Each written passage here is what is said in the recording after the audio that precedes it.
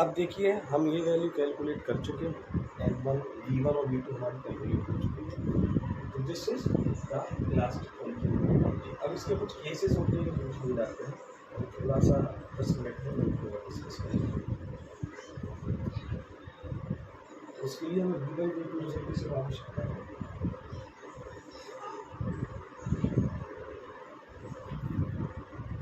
तो बेसिकली देखिए, जब दो बॉडीज थी इनके मासेस M1 M2 थे, टकराने के पहले इनिशियल वेलोसिटी हो रही थी। जब ये टकराई तो नई वेलोसिटी उनकी हो रही।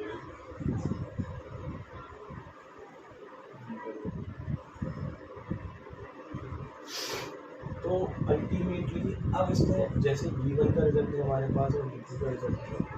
अब इन्हीं में देखेंगे हम कि अगर मासेस बराबर हैं, कुछ केसेस इसमें स्पेशल केसेस बना रहे हैं, तो नई वेलोसिटीज फाइनल वेलोसिटीज क्या होगी। पहला केस ये है इफ M1 M2 बराबर, दोनों मास बराबर होंगे।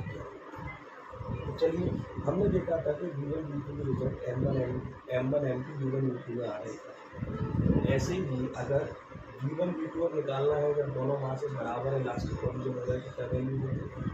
V1 क्या होगा, आप M1 M2 की जगह M रखेंगे तो M माइनस M क्या हो जाएगा, M minus M plus M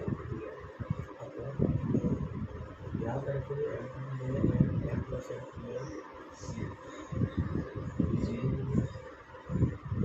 ये कट गए। तो V1 किसके बराबर आया,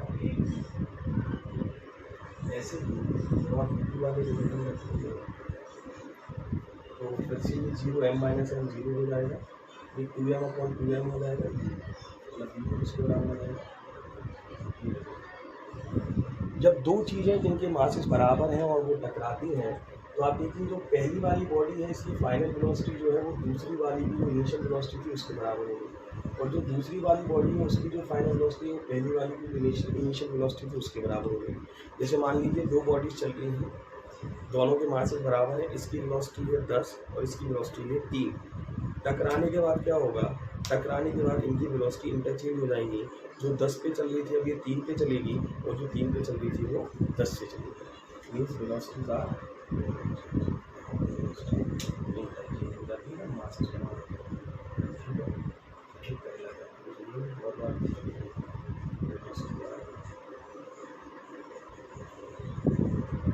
केस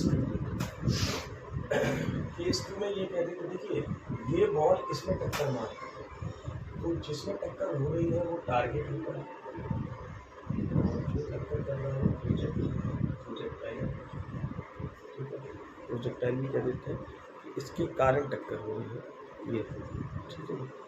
तो अब देखिए इसमें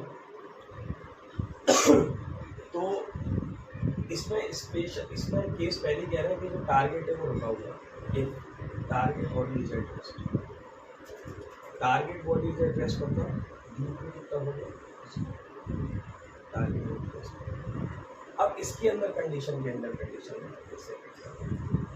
मतलब ये रुकी हुई है, अब मासेस बराबर तो कंडीशन हो गई।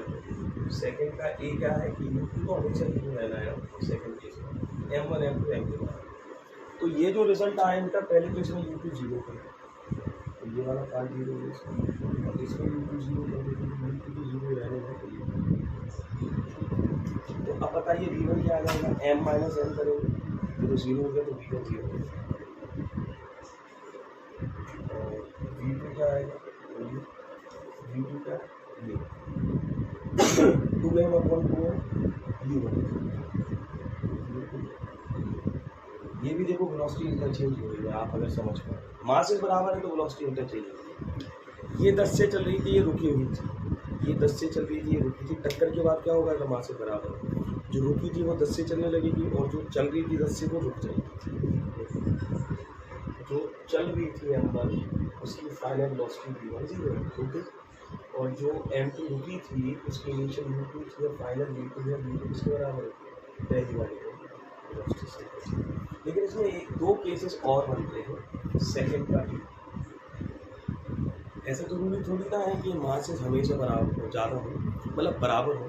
मान लीजिए ऐसा हुआ कि एक साइकिल है और एक ट्रक है, इलास्टिक कोलिजन है उनके बीच में, तो ऐसे मान लीजिए साइकिल रुकी है, उसमें ट्रक टक्कर मार रहा है, या ऐसा मान लीजिए कि ट्रक रुका हुआ है और साइकिल टक्कर मार रहा है।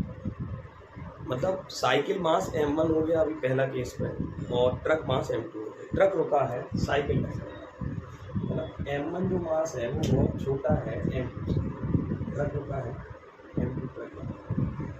हाँ, अगर ऐसी कंडीशन है कि m2 बहुत बड़ा मास है m1 से, मतलब ये ट्रक है मान लीजिए और ये साइकिल है, तो बेटा आपको पता है जो छोटा वाला मास है उसको निगलेक्ट कर सकते हैं, मतलब m1 को क्या कर सकते हैं, m2 बहुत बड़ा है, ट्रक ये है, ये साइकिल है। अब यहाँ पर m1 को 0 करिए, तो m1 0 m1 0 क्या हो जाएगा, minus m2 upon plus m, cut गया माइनस बना, मतलब माइनस ही v1 कितना आ गया माइनस,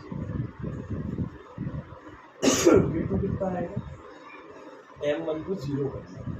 हाँ, तो m1 अगर यहाँ 0 करोगे तो 0 इंटू समथिंग 0 हो जाएगा, मतलब v2 कितना हो जाएगा।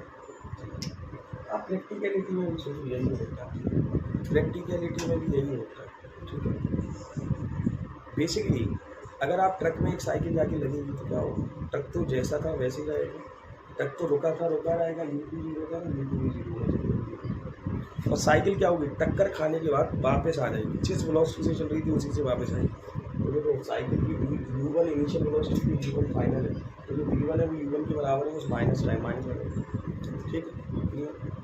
एक और केस लास्ट सेकंड का, ठीक है। सेकंड का सी क्या है, उल्टा है, m1 बहुत, मतलब यहाँ ऐसे मान लीजिए साइकिल रुकी हुई है, ट्रक उसमें टक्कर मारा, ठीक है। तो किसको निगलेक्ट करेंगे, m1 होकर ट्रक आ रहा है, तो m2 को तो चलिए यहाँ पर m2 को 0 है, तो 0 0 m1 बचेंगे, कट गया v1, तो v1 किसके बराबर और v2, m2 को 0 करना है, तो यहाँ क्या बचेगा 2m1 अपॉन m1 बचेगा 2v1। आपको क्या लगता है क्या होगा, जो साइकिल रुकी थी जैसे ही ट्रक उसमें टक्कर मारेगा साइकिल चल जाएगी, और ट्रक जितनी वेलोसिटी से चल रहा था उतनी से खानी चाहिए, उसके अंदर नहीं आएगा। बॉडी वन बोले ट्रक, तो इनिशियल वेलोसिटी जो थी फाइनल वेलोसिटी ट्रक के बराबर है, और साइकिल के पास जो वेलोसिटी आई वो डबल आ गई ट्रक से, और हो गई बहुत तेज इलास्टिक अगर बन। तो ये 3 केसेस हो गए जिसमें, तो basically this has been the question of 5 mark का, जब इलास्टिक पॉलीगोन पूछते हैं, ये केसेस पूछते हैं। ओके।